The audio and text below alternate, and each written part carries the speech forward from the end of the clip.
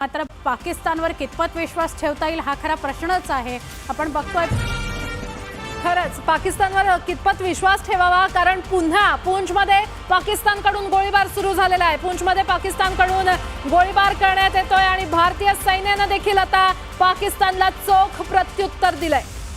पूंछमध्ये गोळीबार सुरू झालेला आहे, त्याची दृश्य सुद्धा आपल्यापर्यंत पोहोचतायत। पूंछ आणि सगळा सीमा भाग जो आहे तिथं पूंछ, राजौरी, नौशेरा या सगळ्याच भागामध्ये गोळीबार सुरू आहे। खरं रात्रभर हा गोळीबार सुरू राहिला।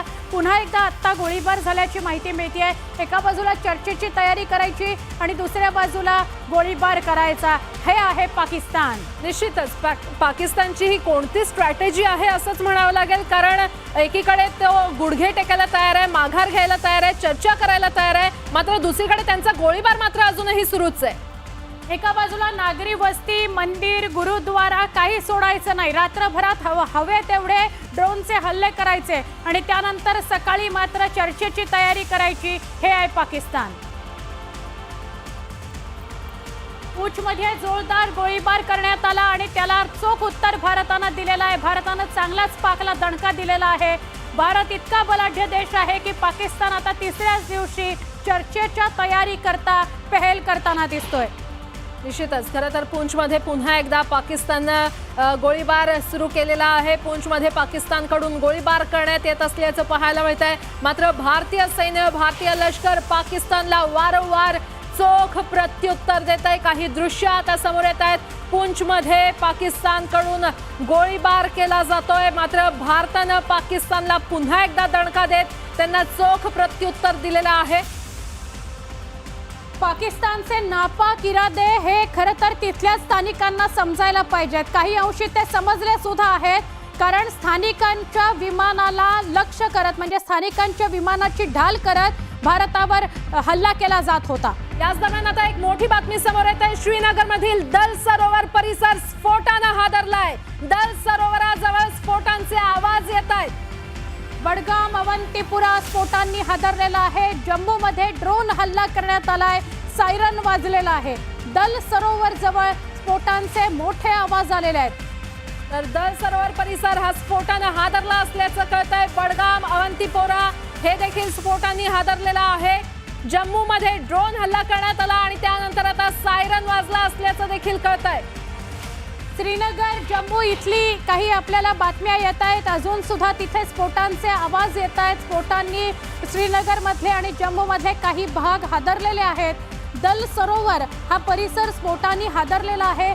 जम्मूमध्ये सुद्धा ड्रोन हल्ल्यानंतर सायरन वाजलेला आहे।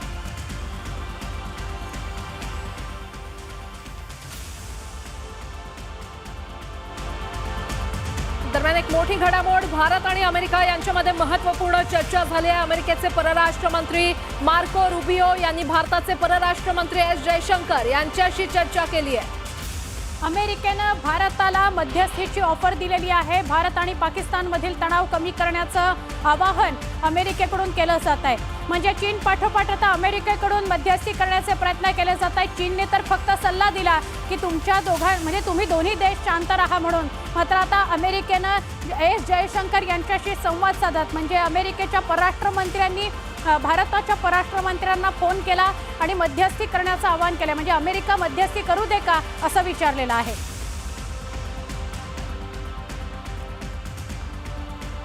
मात्र पाकिस्ताननं पुन्हा एकदा भारतावर हल्ला करण्याचा प्रयत्न केल्याची माहिती मिळते आणि या हल्ल्यांना भारताकडून देखील चोख प्रत्युत्तर दिलं जातंय। आपण ही 6 दृश्य एका वेळेला दाखवतोय। काय घडलं, कसं घडलं आणि भारतानं कसं उत्तर दिलं ते बघणार आहोत। पहिली विंडो, पाकचं विमान पाडण्यात आलं। पाकचं विमान येत होतं जे आपल्या भारतावर हल्ला करणार होतं, मात्र ते लढाऊ विमान पाडण्यात आलेलं आहे। अशी पाकची 2 लढाऊ विमानं पाडण्यात आलेली आहेत।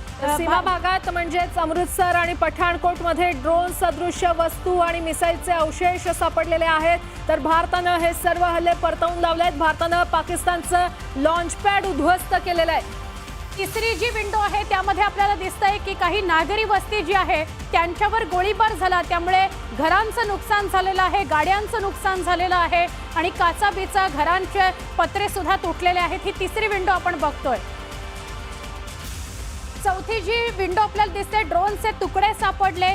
तर अमृतसर या भागामध्ये ड्रोन टाकण्यात आलेला होता आणि तो हवेतच पाडण्यात आला. त्याचे जे तुकडे खाली पडले ते मग सुरक्षा दलांनी येऊन चेक केले की हे तुकडे काय आहेत, त्या कुठले म्हणजे स्फोट होण्यासारखी गोष्ट तर नाही ना. आणि त्यानंतर पाकिस्तानचे लॉन्च पॅड कशा प्रकारे उद्ध्वस्त केलेले आहेत भारतानं, त्याची ही दृश्य. पाकिस्तानचे 2 लॉन्च पॅड भारताकडून उद्ध्वस्त करण्यात आलेले आहेत, जिथून हे क्षेपणास्त्र डागली जातात, जिथून मिसाईल सोडले जातात, ड्रोन सोडले जातात, तेच लॉन्च पॅड भारतानं उद्ध्वस्त केलेले आहेत. आणि पोखरण जे आहे तिथे मिसाईलचे काही अवशेष सापडले, त्याची पण आपण दृश्य 6व्या विंडोमध्ये बघतोय.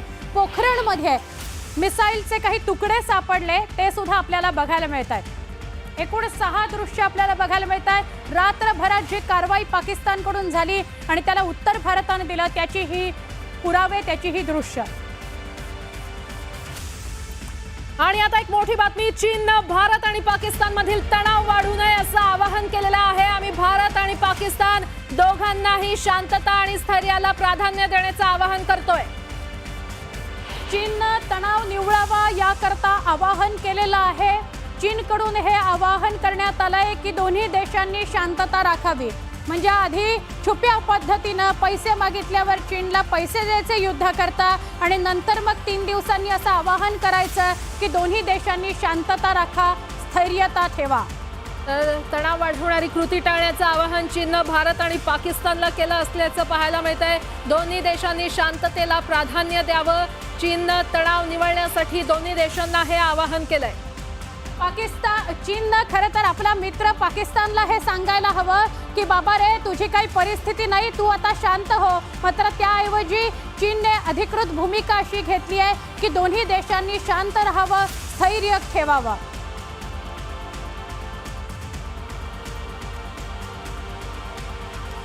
तर भारत हेडलाइन्स प्रायोजक रामबंधू लोणचं मसाला. बेस्ट निवडा, रामबंधू निवडा.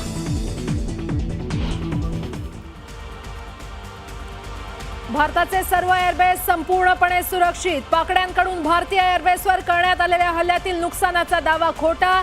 सैन्याच्या पत्रकार परिषदेत थेट एअरबेसचे फोटो दाखवत पाकच्या दाव्यांची पोलखोल.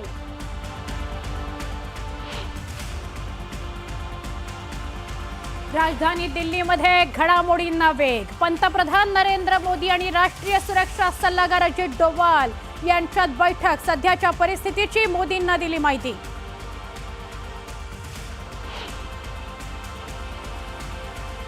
पाकला भारताचं चोख प्रत्युत्तर. सियालकोटमधील लुनी भागातील दहशतवादी तळ उद्ध्वस्त. बीएसएफची मोठी कारवाई.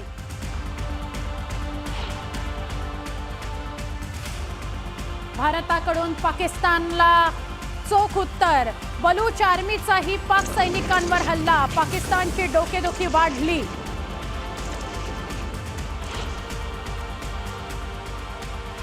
गुजरातच्या नलिया एअरबेसवर पाकच्या ड्रोन हल्ल्याचा कट भारतानं उधळला. भारताकडून पाकचे ड्रोन उद्ध्वस्त.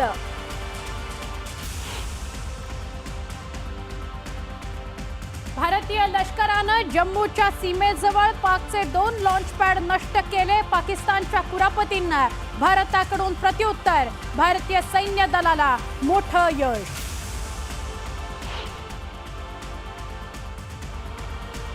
पाकिस्तानच्या कुरापतींचा पाकलाच फटका. इस्लामाबादमधील सर्व पेट्रोल पंप 48 तासांसाठी बंद.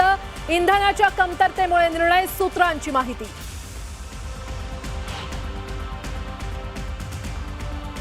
आणि चारधाम यात्रेसाठीची हेलिकॉप्टर सेवा बंद. पुढील आदेश येईपर्यंत हवाई सेवा स्थगित. भारत पाक तणावाच्या पार्श्वभूमीवर उत्तराखंड सरकारचा मोठा निर्णय.